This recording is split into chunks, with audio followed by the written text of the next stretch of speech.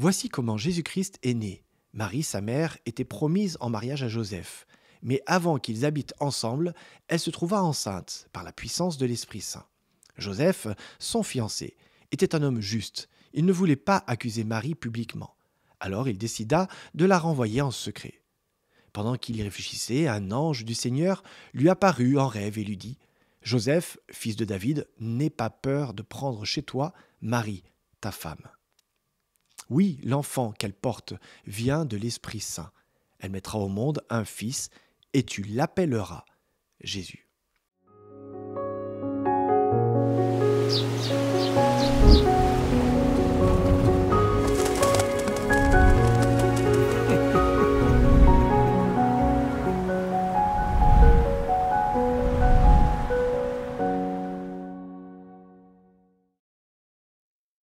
Je ne sais pas dans quelle voiture vous roulez.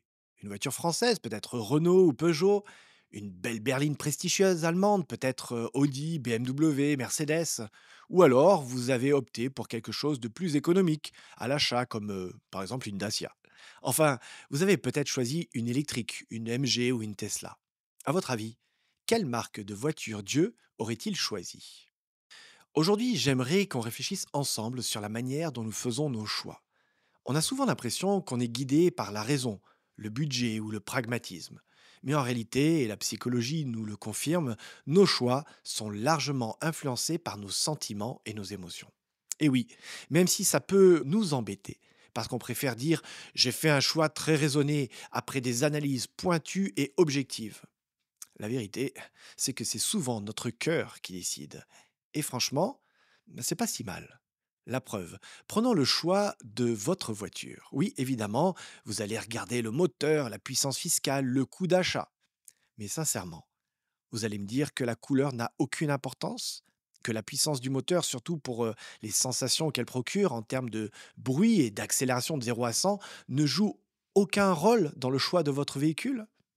Et puis l'agencement intérieur, ça n'a aucune importance non plus? Allez, soyons sérieux 2 secondes. On a besoin d'un équilibre entre la raison et l'émotion.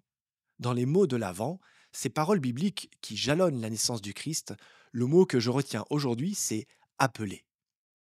Dans Matthieu 1, versets 18 à 21, il est écrit: Voici comment Jésus-Christ est né. Marie, sa mère, était promise en mariage à Joseph. Mais avant qu'ils habitent ensemble, elle se trouva enceinte par la puissance de l'Esprit Saint. Joseph, son fiancé, était un homme juste. Il ne voulait pas accuser Marie publiquement. Alors il décida de la renvoyer en secret. Pendant qu'il y réfléchissait, un ange du Seigneur lui apparut en rêve et lui dit: Joseph, fils de David, n'aie pas peur de prendre chez toi Marie, ta femme.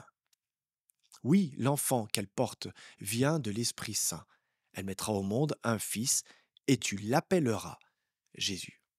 Le mot grec kaléo n'est pas très compliqué à traduire. Il signifie appeler, être appelé, nommé. Mais à l'époque biblique, ce n'est pas juste une formalité administrative à l'état civil. Appeler, c'est donner une orientation à la vie, un itinéraire de croissance. Quand l'ange apparaît à Marie et Joseph, alors que le doute s'installe sur la place de cet enfant dans la société, un enfant de fiancé hors mariage, Dieu intervient et décide de nommer. Il dit: il s'appellera Jésus. Ce nom, ce n'est pas juste un mot, c'est un choix, une mission. Alors désolé d'avoir pris l'exemple du choix d'une voiture pour illustrer tout ça, mais je veux montrer qu'au fond, même nos choix inconscients ont un sens. Vous choisissez peut-être un véhicule rouge parce que cette couleur vous parle. Alors si je vous demande la couleur d'une Ferrari, vous allez sûrement me répondre rouge. Même si elle existe en noir, jaune ou bleu, ce rouge reste emblématique. Mais c'est pareil pour Jésus. Dieu choisit un nom clair, un message sans ambiguïté. Jésus signifie Dieu sauve. En le nommant ainsi, Dieu fait un choix, et ce choix porte un projet, nous sauver.